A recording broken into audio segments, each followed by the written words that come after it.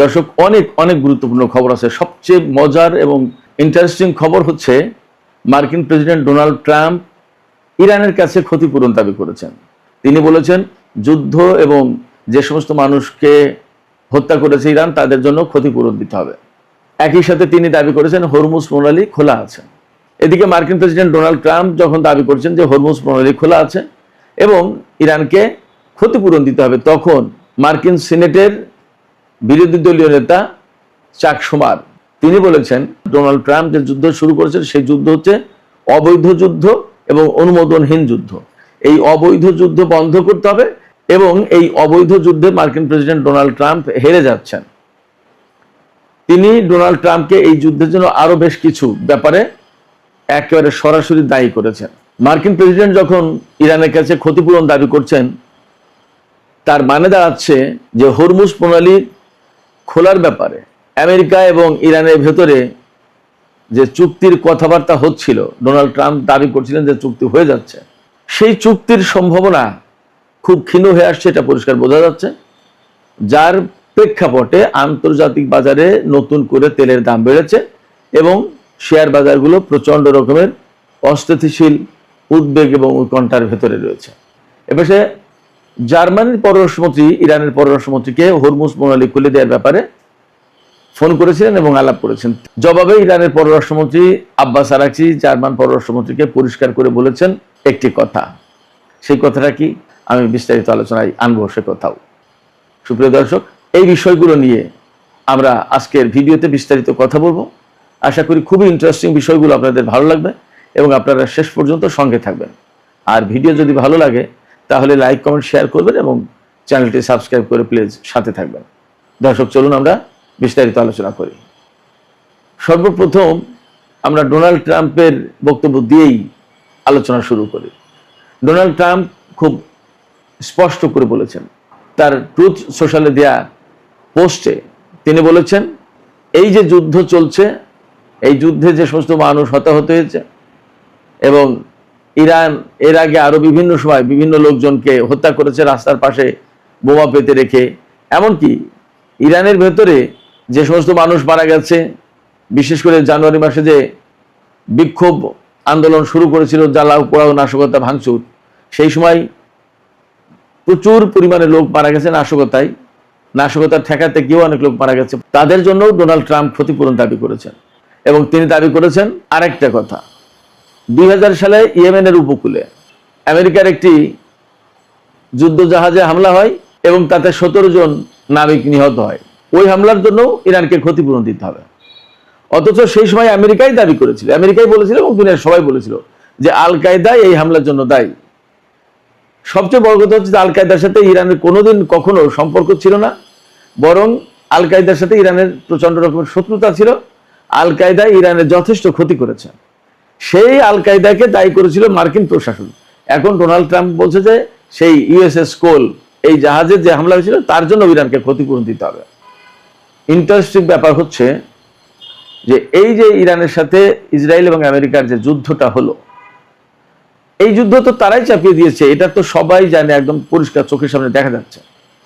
এটা আমাকে বলতে হবে না, এটা সবাই জানে যে আমেরিকা এবং ইসরায়েল ইরানের সাথে যুদ্ধ শুরু করেছে। তার আগে তো ইরানের সাথে আমেরিকার আলোচনা চলছিল, সেই আলোচনা চলার ভেতরেই হামলা চালিয়ে দিল। যখন এই হামলা চালিয়ে দিল তখন যুদ্ধ শুরু হলো এবং ইরান পাল্টা জবাব দেওয়া শুরু করলো। তাই ইরানের পাল্টা জবাবে কিছু লোক তো মারা গেছেই, আমেরিকার সেনা মারা গেছেই। প্রশ্ন হচ্ছে আমেরিকা এবং ইসরায়েল যদি ইরানের উপরে যুদ্ধ চাপিয়ে না দিত তাহলে কি ইরান যুদ্ধ করতে যেত না তো। আর ইসরায়েল এবং আমেরিকার হামলায় ইরানের কত মানুষ মারা গেছে আমরা তো দেখতেই পাচ্ছি। তারা যেখানে যায় সেখানে একদম বিরান ভূমি করে দেয়, মানুষ একদম সাফ করে ফেলে মেরে। গাজাতে হয়েছে, লেবাননে হচ্ছে, ইরাকে হয়েছে, আফগানিস্তানে হয়েছে, সিরিয়ায় হয়েছে, লিবিয়ায় হয়েছে, হয়নি কোথায়, যেখানে গেছে সেখানে। ভিয়েতনামে কত মানুষ মারা গেছে, জাপানে কি করেছে, হিরোশিমা নাগাসাকিতে আমেরিকা। তাদের বৈশিষ্ট্য তো এটা, যুদ্ধের বৈশিষ্ট্য হচ্ছে বিপুল পরিমাণে মানুষ মারো। যেখানে যুদ্ধের জন্য দায়ী তারা, এবং এই তো আমেরিকার সিনেটের যে সংখ্যালঘু দলের নেতা অর্থাৎ বিরোধী দলীয় নেতা চাক শুমার, তিনি কি বলেন, এই যুদ্ধ শুরু করেছেন ডোনাল্ড ট্রাম্প এবং এইটি চাক শুমার বলছেন এটি অবৈধ যুদ্ধ, অনুমোদনহীন যুদ্ধ। মার্কিন কংগ্রেস থেকে অনুমোদন নেওয়া হয়নি, সেখানে অবৈধ যুদ্ধ এটা।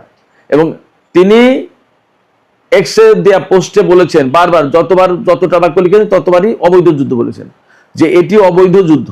এই অবৈধ যুদ্ধ এখনই বন্ধ করা দরকার।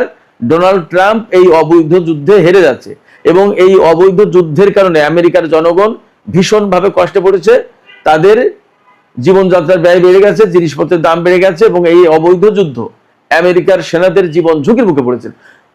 চাক সুমার এই কথাগুলো বলেছেন, যতবার বলেছেন যুদ্ধের কথা ততবার বলেছেন অবৈধ যুদ্ধ। সেখানে ডোনাল্ড ট্রাম্প যদি ইরানকে দায়ী করার চেষ্টা করে তখন সেটা একটা হালকা কথাবার্তা হয় না, একজন প্রেসিডেন্ট সুলভ কথাবার্তা এটা। অবশ্য ডোনাল্ড ট্রাম্পের কাছ থেকে অনেকেই প্রেসিডেন্ট সুলভ কথাবার্তা হয়তো আর প্রত্যাশা করেন না, কারণ তার পক্ষে হয়তো সেগুলোর বলা সম্ভব না। নানান রকমের বিতর্কিত কথাবার্তা বলেন, উল্টাপাল্টা কথা, কোনটা প্রেসিডেন্টের সাথে মানায় কোনটা মানায় না, এই সমস্ত বিষয়গুলো হয়তো তিনি আসলে ভাবেন না, আমরা দেখতে পাচ্ছি বিভিন্ন সময়। তো সেক্ষেত্রে তিনি যে দাবি করেছেন এটা জাস্ট কথা পিঠে কথা বলতে হয় তাই। ইরান যেহেতু আমেরিকার কাছে ক্ষতিপূরণ দাবি করেছে এবং তারা দিতে রাজিও হয়েছিল, এখন চুক্তি হয়তো হরমুজ নিয়ে হবে না, তার হাতে বের হয়ে যাওয়ার কোনো পথ নেই। চাকসমারের কথাও বলেছেন যে ডোনাল্ড ট্রাম্প এমন এক অবৈধ যুদ্ধে জড়িয়েছেন এবং অযৌক্তিক যুদ্ধে, এই যুদ্ধ থেকে তিনি আর বেরিয়ে যাওয়ার কোনো পথ পাচ্ছেন না, তার হাতে কোনো পথ নেই। তো ডোনাল্ড ট্রাম্প যেহেতু কোনোভাবেই যুদ্ধ করেও পারছেন না, কূটনীতিতেও পারছেন না, আবার যুদ্ধ বাদ দিয়ে চলেও যেতে পারছেন না, এই অবস্থায় এখন একটা গান শুরু করে দিল যে ইরানকেও ক্ষতিপূরণ দিতে হবে, ইরানকেও ক্ষতিপূরণ দিতে হবে। এটা কোনো অর্থবহ কথা হতে পারে না প্রেসিডেন্টের কাছ থেকে।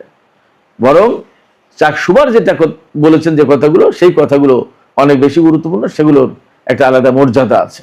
ডোনাল্ড ট্রাম্প একই সাথে বলেছেন হরমুজ প্রণালী খোলা আছে। হরমুজ প্রণালী খোলা আছে কি বন্ধ আছে তা আমরা দেখতে পাচ্ছি না। গতকালকে অর্থাৎ সোমবার 10ই আগস্ট সোমবার হরমুজ প্রণালী দিয়ে মাত্র 6টি জাহাজ চলাচল করেছে। তার আগে কয়েকদিন গল্প 8 থেকে 15টা জাহাজ চলাচল করেছে, আর সেখানে গতকাল 6টা আরো কমে গেছে। জাহাজ চলাচল কমে যাওয়া মানেই তেল গ্যাস কম যাচ্ছে সারা বিশ্বে। সারা বিশ্ব তো কলাপস করবে, অর্থনৈতিক মন্দা আসলো বলে যা পরিস্থিতি, এবং সারা বিশ্বে জনজীবন একদম মানে বিপন্ন হয়ে যাওয়ার মতো অবস্থা হবে। তো তেল জ্বালানি না থাকলে কি মস্করা নাকি? এরই মধ্যে নতুন করে আবার তেলের দাম বেড়েছে। আজকে এই তেলের দামের খবর হচ্ছে, আমরা মনে হয় গতকাল বা পরশু $84 বলেছিলাম সর্বশেষ, আজকে $88 উপরে চলে গেছে ব্রেন্ট ক্রুডের দাম।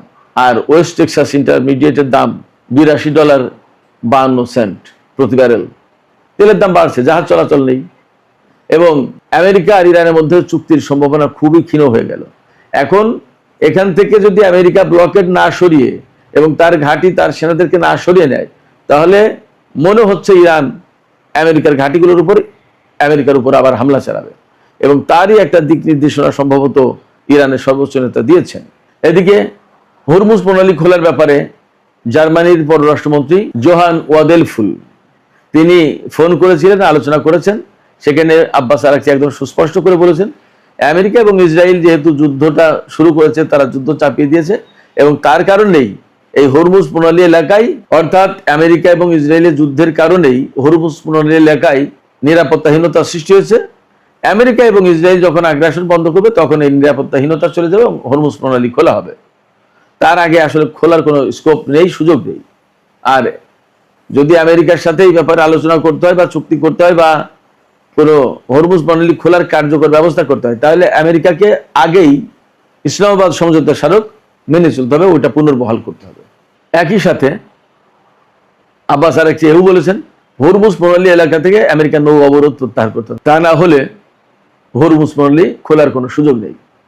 এই ব্যাপারে আব্বাস আরাকচি জার্মান পররাষ্ট্র মন্ত্রীকে আর একটা গুরুত্বপূর্ণ কথা বলেছেন যেহেতু আমেরিকা এবং ইসরায়েলের আগ্রাসনের কারণে হরমুজ প্রণালী এলাকায় এই নিরাপত্তাহীনতা সৃষ্টি হয়েছে এবং হরমুজ প্রণালী এলাকা বন্ধ হয়েছে, সেক্ষেত্রে আন্তর্জাতিক সম্প্রদায়ের উচিত এই যুদ্ধের জন্য আমেরিকাকে দায়ী করা এবং তার উপর চাপ সৃষ্টি করা, যাতে হরমুজ প্রণালী এলাকা থেকে নৌ অবরোধ তুলে নেয়।